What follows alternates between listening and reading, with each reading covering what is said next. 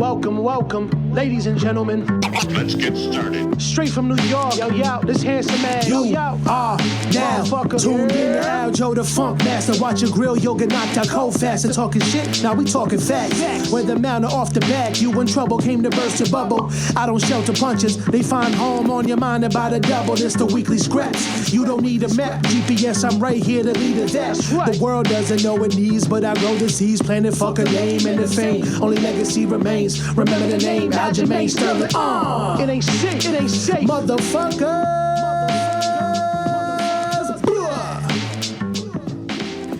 What's up, guys? Welcome back to the weekly scraps. Oh man, what a great weekend that we just had. It's a beautiful Monday morning out here in Las Vegas. As you can see, this is my new La Casa. Well, not La Casa, but mi casa. A mi casa, babe. A mi casa. Is that right? Estoy a mi casa. Estoy a mi casa. Estoy a mi casa.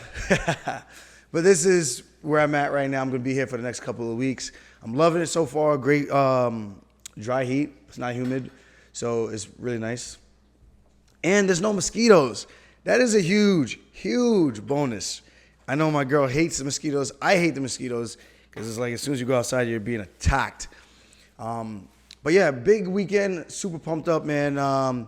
We had our last guy, Merab Dvalishvili, go out there, the machine, and put on a great performance over a very, very tough dude. Former two-time title challenger and John Dodson, and the way he did it, he shut him down from beginning to end of the fight. Dodson was a tough opponent. He's very tricky. So Merab had to be err on the side of caution, not to do too much to run into Dodson's strengths, which are his left crosses. When people get overzealous, he clips them. So Merab did the right thing. He followed the game plan to a T, probably even more than to a T, because we were trying to get him to press a little bit more. Well, Ray was asking him to press a little bit more. We wanted him to press a little bit more so that he could try and gun for the finish. We knew Dodson was slowing down a little bit, and Merab was telling Ray, no, let's stick to the game plan. You know, maybe I just take my time, not take too much risk, and just keep the pressure on him. And he was like, "Oh, this is easy. This is easy. You train with the best guys in the world, and the fight's easy." And I don't think he could have gotten a better look than our guy Pumi Nakuda gave him. I think the combinations that he puts on, the speed that Pumi has over where Dodson used to be. Dodson used to be that blinding fast guy. Obviously, you get older, Father Time catches up with you. He's still fast. Obviously, he's a 25er fighting at 35. But you could tell he kind of lost a step. Well, you got a guy who's young. I think he's 23, maybe 24 now. And Pumi, a.k.a. Turbo, he throws these punches. He waits for you to throw. And as soon as you throw, he just blitzes. And he's hitting you with 4 punches in a matter of a second. So I think Merab getting into work with him was able to train his eyes, get him used to the speed of a lighter guy, and way more difficult combinations. So Pumi learned to become a southpaw over this training camp for Merab. So big help from Pumi pushing Merab. And that's what we do, man. All of us, we take our time, we put the work in, and we try to emulate our opponents for our teammates so that we can get the best looks possible and feel confident when it comes to stepping into that octagon. For me, I feel this team has really turned a new leaf in terms of the overall skill set. We just started doing this MMA class. I've talked about it on this podcast multiple times, and I think it's made a big difference in getting the best minds in the room to help teach. So we have James, he's helping out with the jiu-jitsu anytime I'm not teaching. You have Favola, who's helping out with the striking combination stuff. If I'm not teaching or James isn't teaching and we need somebody else in there, or if I'm there and I just want to give one of the guys the full reins to work their own stuff that they want to work in, I think it's nice for everyone to learn how to teach, everyone to get that opportunity. Because I think through you teaching, you learn to break down the moves a lot more. And I think you become a lot more comfortable, not just articulating, but understanding situations a lot better. So I think there's something to be said about being a student of the game when you're actually breaking down things that you want to do. Like, okay, we want to do this drill, but why does it work? Why doesn't it work? Where does it work best? And where can you get in trouble with this technique? And I think that has helped me over the years with my wrestling. made me a way better wrestler when I was a coach as opposed to when I was actually competing and I was being taught to the entire time. I think me taking a step back and actually being a teacher helped me understand, like, wow, this is how this move works. This is how this situation works. Now I understand hand fighting. Now I understand shooting. I learned how to shoot outside of my wrestling career. If I had known how to shoot the way I do now back then, I think I'm an easily 2-time, maybe 3-time national champ. Whatever. Hindsight's always 20/20. And again, obviously I'm older, more mature. Same thing with everybody else. I think just having that second to step back and analyze everything really helps you dive in and expanding your mind in MMA and all the sports in general. But again, great job to Merab. He could not have looked any better, in my opinion. The takedowns, Dawson did this weird butterfly thing that worked. Whenever someone's got you forward in a double leg and they're picking you up and they're ready to slam you down, he almost like cupped the head, posted on the shoulders with one of his hands, and he's got a butterfly hook, 2 butterfly hooks with both his legs. So as soon as Merab puts him down, he posts on his hands, he hits his butt, he posts on his hands, he does what we call rowing the boat. It's one of the techniques I teach, and it's a weird thing, but it looks like you're rowing the boat. So you step back and you scoot and you scoot and you scoot. So he'd do one big scoop. He'll post on the shoulder, do what we call a Gracie get-up. That's the way I was taught from Matt Serra. We're going to do a Gracie get-up, boom, booyah, this is how they teach. The sound effects just like that too. So he hits the shoulders, posts, and he scoops and gets one of those legs up. And he's not the tallest guy, so for him to get one leg out, he's pretty much on 1 feet, and now you're battling him for a single leg position. But it didn't matter. Merab just kept pushing the pace. First round, phenomenal. Had him against the cage for about 2.5 minutes.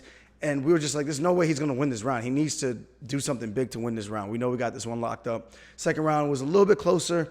But you could still tell who was driving the ship. And that was Merab. Dotson barely throws anything. And he'll blitz, hitting nothing but air, trying to blitz forward. And that allowed the opportunity for Merab to counter, push him against the cage, or just get out of the way. And he saw everything. Ray was saying it, Matt was saying it. It was like, you see everything, Merab. He's got nothing. He's got nothing for you. There's no tricks. He's a one-trick pony. A tough one trick, but still a one-trick pony. As long as you're being smart and staying on your P's and Q's, it's a relatively, I don't want to say easy, but safe fight. He can hurt you, but there's only one way he's really hurting you. So if you're seeing everything, you should be fine. But yeah, great performance. I'm excited to see what's going to be next for him. I saw one of the the media guys in the back trying to stir the pot, saying something about what's going to happen if he fight for a title.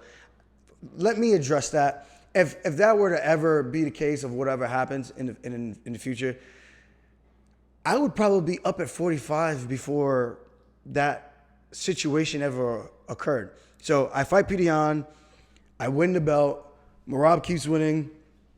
His next 1-2 fights, he's now in a position where they want him to fight for the title type of thing. I defend the belt 1, 2, maybe even 3 times to that point. I did my job. I think I might take my chances of going up at 145, or Merab might even go down to 125. We're fine. We have this thing all figured out, so there's no issue on my end. There's no issue on his end. We're just not going to fight each other. There's no reason to. There's so many guys for us to fight. I never understood when guys fight each other. It's like, but why? Now, like a Gilbert Burns-Usman situation, that's different. You got 2 young guys. That's a completely different situation. And I guess they've talked about it before in the past, so things are a little bit different. Babe, can you answer that? But I think, like I said, I think we're more than figured that out, so I think we're fine. But other than that, what we got? Stipe Miocic versus Daniel Cormier, great fight. We got to run in there to catch that at the end. Merab did his interview. We got back in the car, jetted to the house, and showered up and everything, got ready for the night, started watching the fights. That was the fastest shower I think I've ever taken. Now, the fight started off great, very competitive. So Stipe goes to the body early. He starts digging those body shots, looking for a home to start to kind of pick up where he left off, so to speak. And I'm actually fascinated because I did think there was going to be a lot more wrestling from Daniel, looking to get the fight to the ground, land some big ground and pound, get Stipe tired. But it seemed like him going for the takedowns were fatiguing him. And to be fair, it's tough to even say that because I don't think DC gave enough attempts at trying to get a takedown for us to go, okay, he really tried to get that fight to the ground, and we could see that it was having a negative effect. So, again, talking with Ray, with Matt, we're kind of like scratching our heads like, well, why isn't he going to the takedowns more? That's his bread and butter. That's where we know he can win the fight. And at least that's where his team seems to know that they can win the fight. We know Stipe's got the better boxing. He's cleaner with his striking offense. And even defensively, he does some good things. The one thing that he kept getting caught with was coming out of the clinch and leaving his left arm down where those right hands were coming over the top from DC. And I think that was the most significant strikes. There was even a point where I thought DC was going to finish the fight. He landed a big overhand right, and it clipped Stipe. This was late in the rounds. And it just looked like the momentum was starting to shift, and Stipe looked to reel back a little bit, and he started to look like he was fatiguing more. Now, this might not have been the slobber knocker fight that everyone thought it was going to be. There was a lot of octagon control against the cage, and I thought that was very smart on Stipe's part to slow Daniel down where he couldn't escape the clinch and land those big right hands over and over again. So he kept leaning his body weight on DC, getting him tired, and making him carry the bigger man's weight. And I don't know if he was even bigger in terms of his weight, but actually like the height and everything against the cage, I think that made it a lot more difficult for DC to really get going on things that he wanted to do. So he made some adjustments. DC made some adjustments. And then once again, Stipe made the finer adjustments that seemed to close out the show for him to get the win and end the trilogy. Stipe's fakes, if you guys go back and watch him, you can see the stutter steps that he takes. Very subtle. His hands nice and high. And he does like this very subtle shoulder movement where it looks like he's about to go. It's like almost like I don't want to call it a pump fake, but it's kind of like that where you're doing a crossover or a juke move off the line. If you're a wide receiver and you go and you go false step, and then you go back and cut the outside or to the inside or to the outside. And Stipe has a good reminiscent. He's relaxed, his shoulders are bouncing, and he's here, and he's like taking a little hesitating step. I don't know, what do you even call that? He does good shoulder work he does good feints with his hands and with his shoulders. But it's very nice how he does it because it gets his opponents to bite on it, which opens up his either takedown entry, which we've seen in previous fights, or him to utilize that jab. And you'll see some situations where he was maneuvering with his fakes. I believe it was in the second round, right before he dropped DC against the cage. You see he takes that short fake. He goes like a right, then back left, and then he starts to dig in those strikes. And he catches DC off guard where he bit on the fake. He hit the cage. He tried to throw like a spinning back fist, kind of like a backhand that Weidman did to Anderson Silva. It does hit Stipe, but not enough for him to back off. DC gets tripped up. I don't know if it was from the punch or the cage or his own footing. Gets tripped up. He's on the ground. Stipe's in mount at the end of the fight. DC's clinching on, holding on, so he can't post and land some big, devastating strikes. But like I said, man, his boxing is very good, and I think the way that he moves makes it very difficult for guys to get a beat on his timing, I should say. Just go back and look at the shoulder work that he was doing, and you'll see some people that do their fakes. We work fakes in class, like we go, level change, something subtle. Maybe you throw the jab, next time you fake the same way you're going to throw it, and maybe you throw like a half-speed punch, or now you come back, you do the fake again twice, and then you go with the jab, or you do like a hesitation step, pull back. You even see O'Malley, he does some good stuff like that. He'll step in, pull back, and then he'll come back, even if there's not a strike being thrown, to kind of give you that false sense of security that you're okay, or you're out of the way when he pulls back, and he's firing that right hand, or he's firing that left cross. Go back and look at that. I think that's a key detail for people to look at when they start breaking down Stipe Miocic's boxing offense. Defensively, the only thing I think he could have done better was exiting the clinch. And I know sometimes we get a little lazy, but for the shorter man who was Daniel Cormier in that fight, for him to come over the top with those big right hands, he's punching over the guard of Stipe. Well, really, it's not really a guard. It's more like his hands are just down because he's so comfortable down here. So every time he's exiting that clinch, those were the only times that he seemed to be in trouble or potentially could have been in trouble with DC when some of those shots were landing. And then it kind of gave us those, oh, he got him, or it was like it missed by like a couple of inches or an inch. But yeah, the body work of Good Stipe was great. As I think we can now say, Stipe is the greatest heavyweight of all time, bar none. DC is great. He's a legend.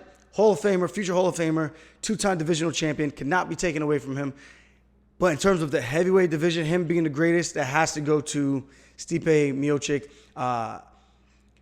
What's fascinating on top of that is the story that could have been for Daniel Cormier had he stayed up at heavyweight and never gone down due to his teammate being a heavyweight as well. It kind of leads me to believe that maybe during the training room, Kane got the better of DC.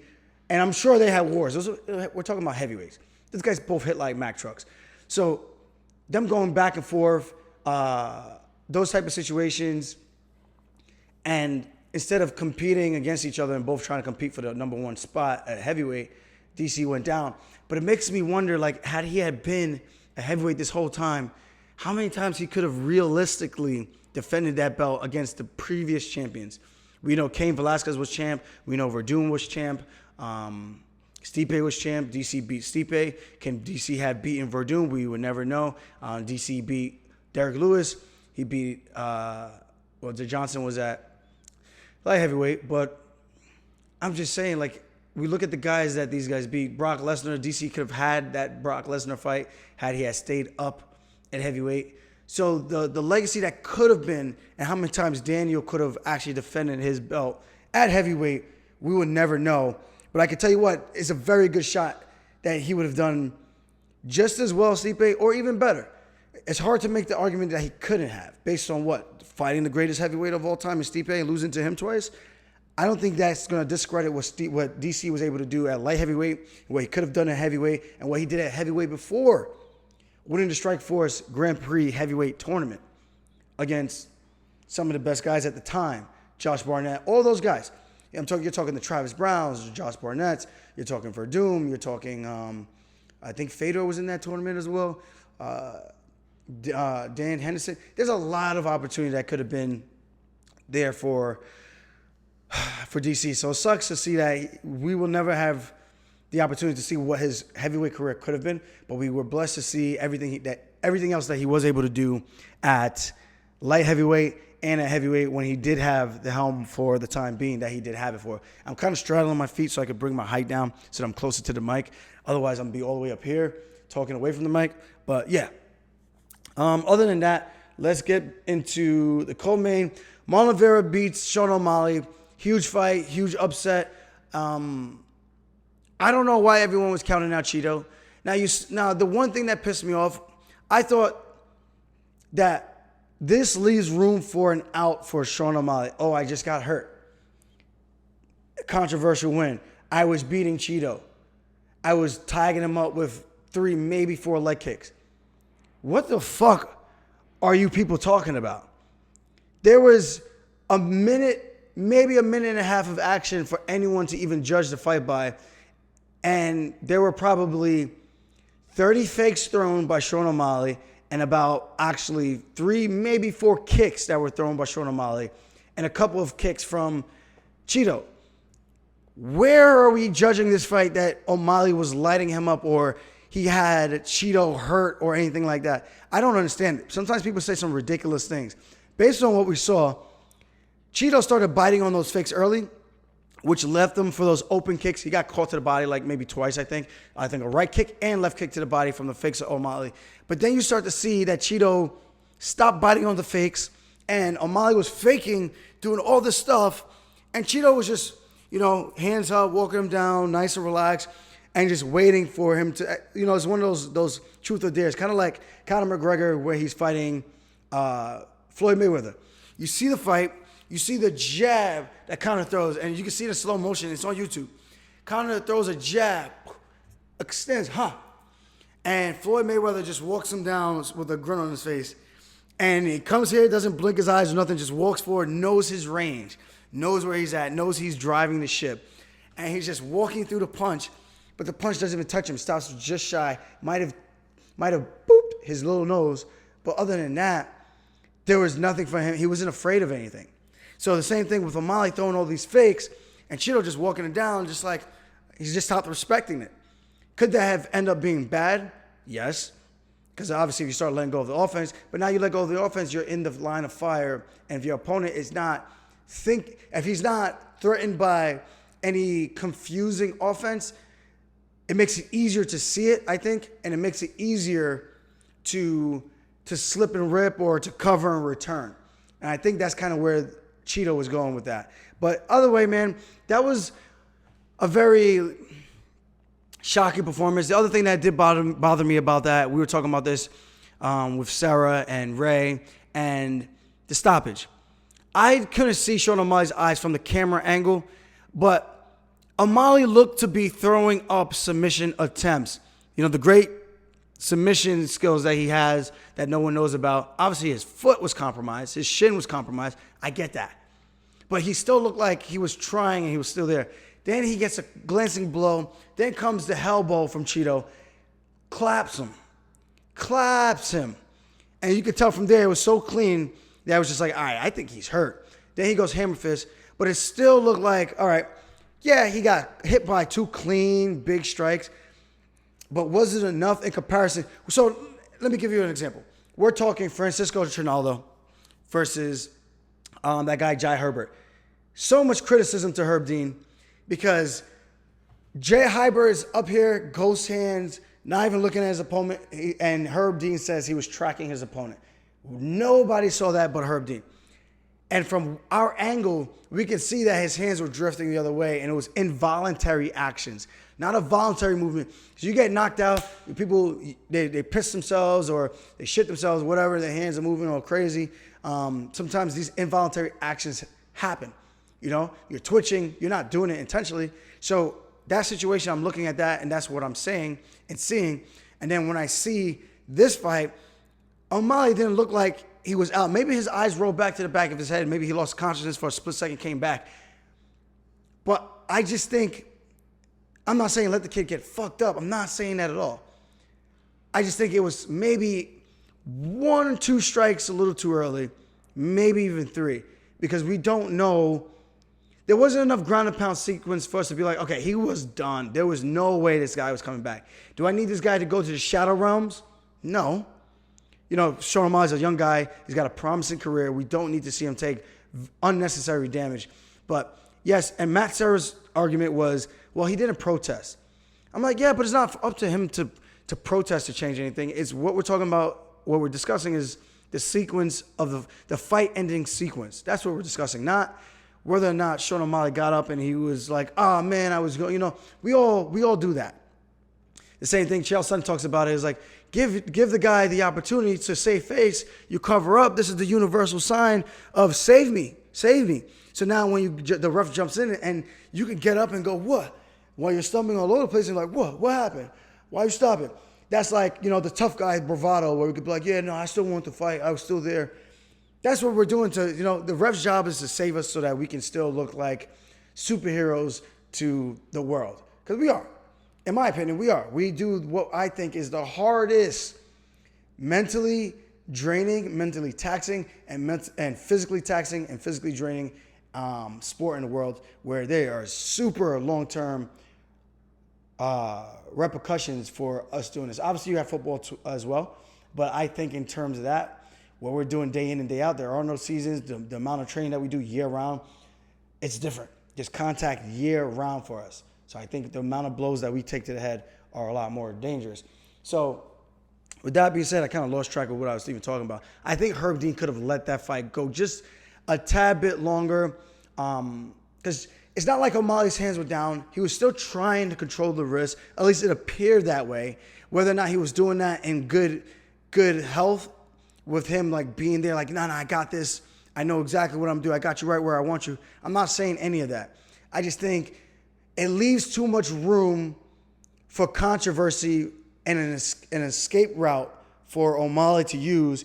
And I'm not saying O'Malley's going to use it, but I think it leaves that question mark for his fans and everyone else to go, no, well, we never know. Now it's a controversy. Get the fuck out of here. Chito won that fight. Chito threw the kick. He hurt O'Malley. He had his leg go numb. O'Malley didn't come in limping. He came in doing a freaking cartwheel. He was fine. Chito kicked him. His leg went numb.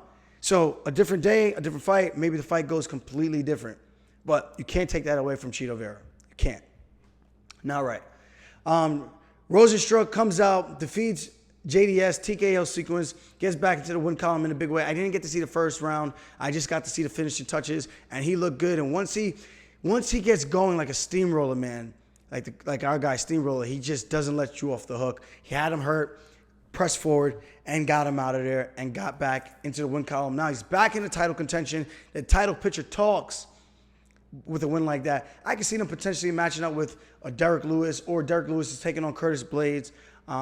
We don't know yet, but now there's room, and Francis Ngannou, Stipe 2 has to happen. So it makes things very interesting for Rozenstruik and Derek Lewis, Stipe Miocic, and Ngannou, and of course Curtis Blades. Those are like the big 5 or 6. How much did I just say? Stipe, Ngannou, Derek Lewis, Curtis Blades, Rozenstruik. The big 5 right there. Next up, Daniel Pineda, Herbert Burns, big fight. I thought people were sleeping on Pineda. I know Burns is good, very talented. Gilbert Burns, his younger brother, has looked spectacular since he made his debut in the UFC. And I can't say nothing but good things. Very good high-level jiu-jitsu, very good striking. But I do think Daniel Pineda is very seasoned, has a lot more fights, been around the block, has a high level of wrestling, and it can neutral. And he's a black belt in BJJ. Now we know there are black belts, and then there are black belts. If Herbert Burns and Pineda were to compete, just a straight up jiu-jitsu competition, I think I'm throwing my money on Herbert Burns. But when we're talking about the aspect of control, depending on the type of jiu-jitsu that it is, if we're talking Eddie Bravo's 10th Planet competition where there's no points. We're talking submission underground. We're talking ADCC where guys are scoring advantage points and all that, or IBJF, whatever, however you pronounce it. We're talking about those where guys are scoring points and they're holding position. I can see Pineda taking him down, hold position, just getting back up and starting back on the feet and just stifling the guard that way to win that way. But if we're talking pure jiu-jitsu where guys can start on someone's back or an armbar position, or we're looking for a submission only, I think that favors a guy like Burns' style, because Pineda's wrestling is so good. He's got good, heavy top control where he can control the hips. We saw in this fight going back and forth with the scrambles, and eventually Pineda reverses Burns, and it looked like Burns was slowing down. Now, some backstory on that. Burns, I heard, also had the COVID virus, just like his older brother Gilbert. And one of the side effects are your lungs are semi-compromised. You can't, it's hard to breathe. You get like a burning sensation. We have a guy who's got restricted breathing, or not restricted breathing. He has inflamed, not lungs, what was it? The arteries or something. Something was inflamed that it makes it a little bit harder for him to break down those barriers of cardiovascular gains. He can still go, but he feels a little slowed down, and he can't go as 100% as he normally does because he's slowing down from the lack of oxygen that he's able to get to his body. Now, still being able to do 3-5s. It's just, can you do 3-5s with the anxiety of the fight, the bright lights, the competition, the nerves are so much higher, and I think that definitely is something to speak to. So it's hard to say. But I think that might have had something to do with Burns' gas tank. My voice is still gone from yelling over the weekend, celebrating with Merab. So bear with me on this. Yeah, so Burns could have possibly struggled with that, but can't take away the fact that Pineda got out of those back control positions in that second round and was able to sweep Burns. Not even sweep. He just reversed the position because he was on his back. He was able to reverse position into the guard. Passed. Beautiful passing. Gets to cross side. Traps the arm. and starts releasing elbows, and you can hear Burns in there grunting, I just said trying like 5 times. Really trying his best to escape. Could not get out of there. He was stuck. And again, Pineda is a veteran, savvy, fought for PFL, fought for Bellator, used to fight for the UFC, got cut, came back.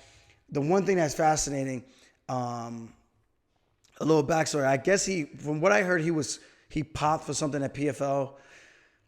I don't know if he actually competed, but I believe that was his last performance. He popped for something, and then he got signed. So I'm actually confused by that, because the whole USADA thing, normally if you pop for something, you go through like a stricter, I think those are the rules. You go through a more strict regimen of testing. I could be completely wrong. So I'm just not sure how they signed him like right after that, if that makes sense. Merab Dvalishvili took out John Dodson. We saw how that one went. I didn't get to really watch any of these other ones. I saw Danny Chavez in the back room not in the back room. While I was in the back room, taking on TJ Brown. TJ Brown was in our back room. And that fight, Danny chewed up that leg. And TJ just didn't seem like he was able to get the fight to the ground. A few times he was able to get into a clinch situation or a double leg attempt. Man, Chavez just shrugged him off. I was like, man, he made him look like he was so much stronger and just made him look very, very weak. But those are all the fights that I was able to watch. So if you're liking this, please drop down and hit that like button. Destroy it, smash it, click it, do everything. Do everything. Alrighty then. All right, so we got Pedro Munhoz in the main event taking on Frankie Edgar. This is a spectacular matchup, I think, for both men. I think both guys have their ways to victory, and I think both guys have definitive ways I can see them how they can lose this fight. I can see Frankie winning this fight with his wrestling, staying on the outside with his boxing, being probably the faster fighter over Pedro Munhoz. I can see Pedro winning this fight based on his pressure, his aggressiveness with his leg kicks, and no concern of him being taken down, and that threatening guillotine choke that he has that everyone knows him for. You shoot in, you get stuck. He does a good job of locking that up. Don't let him lock his hands. And he's got a good leg lock sweep and leg lock submissions. So Frankie can't just lay there. If he gets elevated into a butterfly position, I can see Pedro definitely going into that. Pedro throws those front kicks like no other. And he has a good job of finding a home for that liver or the solar plex. And he has those calf kicks that are very, very crippling. I would know. I was in the hospital with excruciating pain until they jacked me up with some whatever thing that they put in my IV. And I was like, oh, now I feel good. So that helped numb the pain. Now, like we said, I can see Frankie winning with the boxing. So I think Pedro has more ways to finish the fight. He's got KO power. We've seen it over a guy like Cody Garbrandt. We've seen him drop other guys. He's a finisher. And we know he hits hard. So I think that's the difference. I think Frankie can hit. He can crack. We've seen it over Chad Mendes. But you can make the argument that that punch very grazed him. And maybe Chad was just chinny. And maybe, I don't know, that punch just looked really weird. But Frankie has knocked guys out before. Gray Maynard in the past, that was at 55. Now we're talking 135. Can that power translate being a much lighter man that you were earlier in your career? Because obviously he's cutting down. He's not going to get to as big as he did when he was fighting at 155, where he barely cut anything. He pretty much woke up at 155, 158 on a daily basis. So it's a fascinating fight. Can Frankie Edgar adjust from the leg kicks? We've seen him struggle with leg kickers before, and Jose Aldo is super explosive and extremely fast. Pedro's not that guy in my opinion, but he's sneaky and he's very, very durable, and I can see him trying to push the pace and trying to just go forward to attack Frankie and slow him down over a stretch of 5 rounds. If that fight went 5 rounds with Pedro and I have to approach that third round completely different, and I can't let him get off on that many leg kicks that I said, fuck it, we're just going to fight 5 minutes. I'm not going to quit from leg kicks. And, so my mentality was shifted over a 5-round stretch as opposed to the 3. Big fight. Looking forward to that one. I don't know who wins.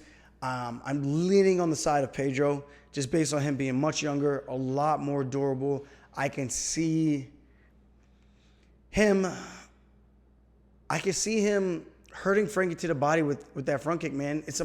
Those kicks are a motherfucker, and it's a smaller cage. And the thing about wrestling, if you take a guy down with the wrestling, if you're not going to be there to throw strikes or whatever, ground and pound, I think that's where we're going to see how good Frankie is. Can he do what he did to Yair Rodriguez, stifle that top position and hammer him with some elbows, some short punches, chip away like he did BJ Penn? It's a different fight. We're talking a different caliber of fighter in Pedro Munhoz. So I'm very, very excited about that one. Now, next up, Mike Rodriguez, Marcin. I'm trying to see which one that I want to talk about. Mizuki Inoue versus Amanda Lemos. This is going to be a good fight. Mizuki has been training with us for a while now. I want to say at least a year, maybe a little bit longer. Maybe 2 years at this point. Now that I think about it, August last year I went to, maybe about a year and a half, maybe 2 years. Now, Mizuki's got fast hands. She's fighting a girl who seems to be very good with her BJJ, 115. I'm very much looking forward to this. The team is riding high with momentum.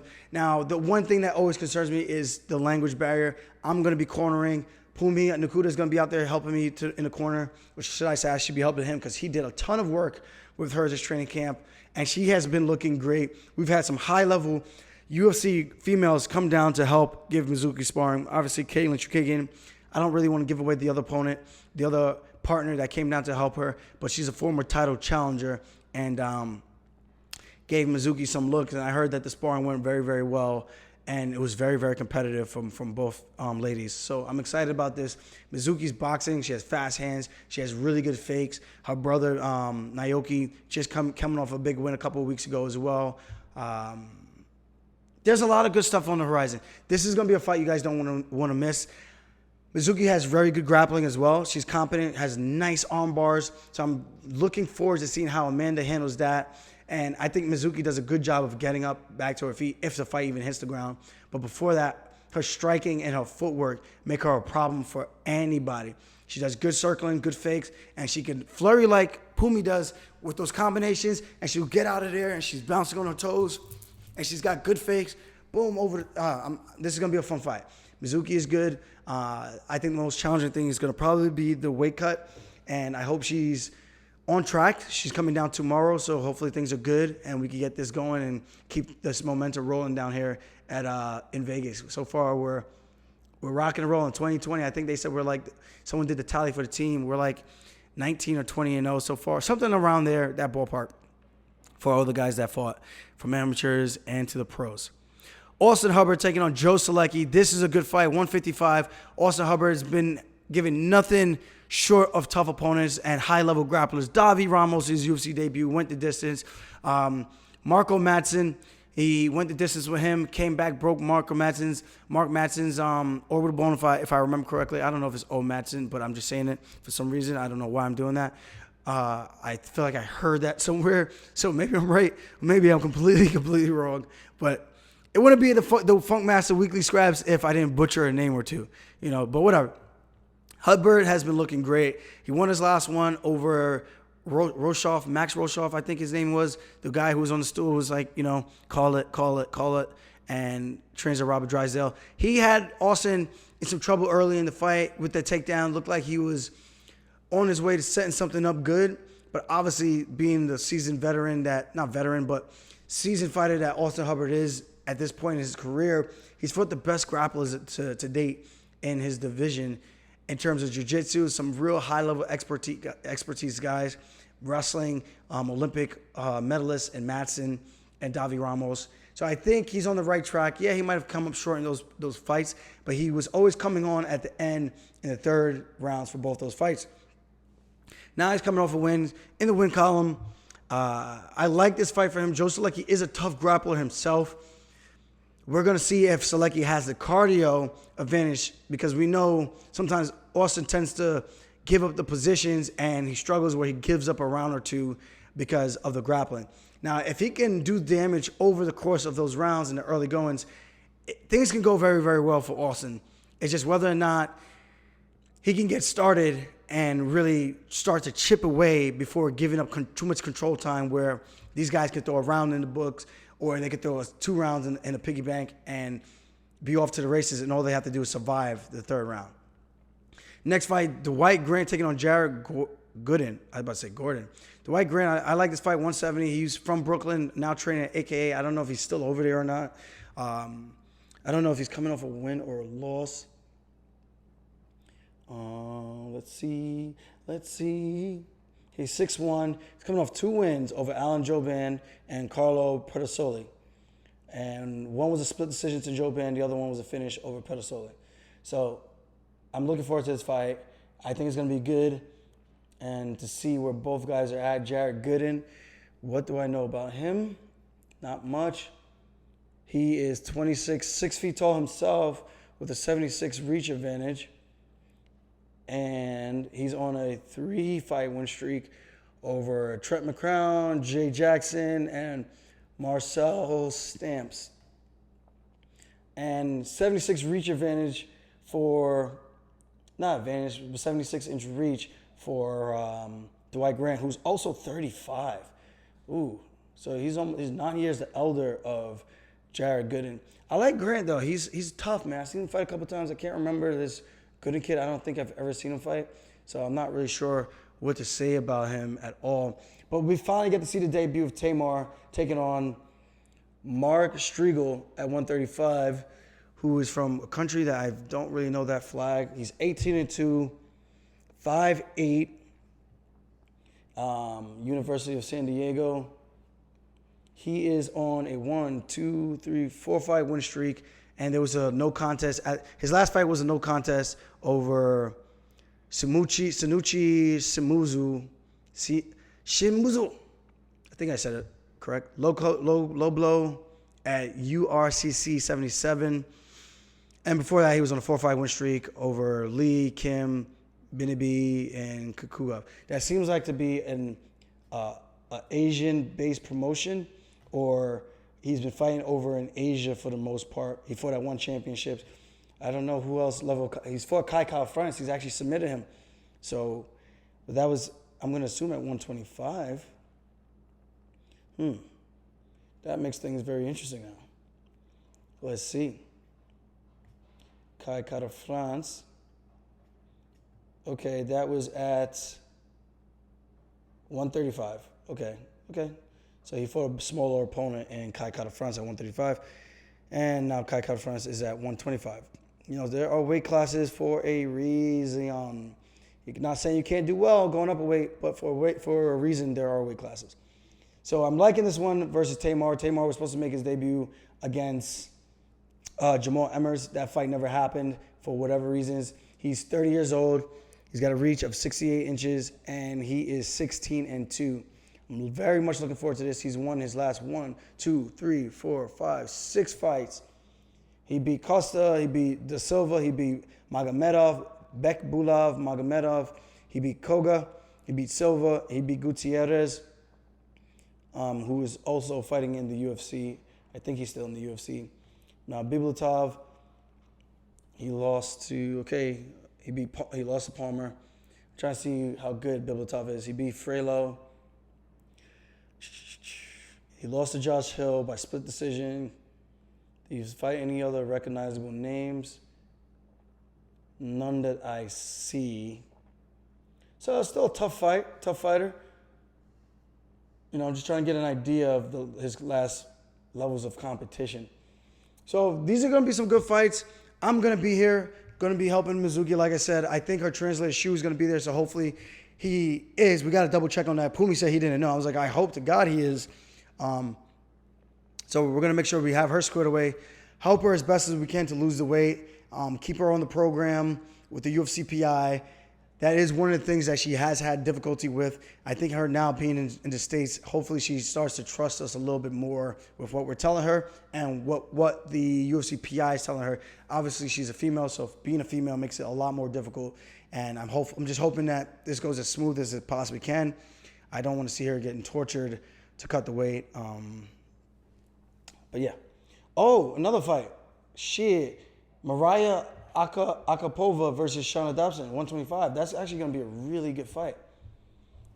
Mariah is pretty freaking good. She is also from the same country as the champ Valentina Shevchenko. So that's going to be an interesting one. Shana Dawson, she's well-rounded, but I think this is a fight to make Akapova look very, very good. Can Shana Dawson stop the momentum? 31 years old, she's 5'6", 69-inch reach. I believe Dawson's from Jamaica too, if I remember correctly. And Akapova, she's 5'6", 68-inch reach. Kazakhstan. And she's on a 1-2-3 fight winning streak. Let me look at Dobson one more time. Country says United States. So I don't know. I could have been completely wrong. But as always, I'm about to get ready for seizing the day. Might go jump in the pool. Might go shoot some bullets at the gun range. Or might go go-karting. Then I got a lot of work to do later. I got a work with Bo at the UFCPI, a little strength work. I got a PT session with Bobby, my guy Bob's. And then after that, we got the open mat booked for us at the gym at the PI. We're going to get some work in with my brother and Pumi. Kelvin's out here. He got in yesterday, actually. No, 2 days ago. He got in Saturday. Today is now Monday. But as always, thank you guys for tuning in. Thank you for hitting that like button, destroying that like button, smashing that like button. All good. That supposedly helps with the YouTube algorithm. I'm not good with the titles and all that stuff yet, so help me help the people find the podcast. All right. Thank you guys. Much love. Stay safe. Stay blessed. And have a margarita for me. See you later. Peace.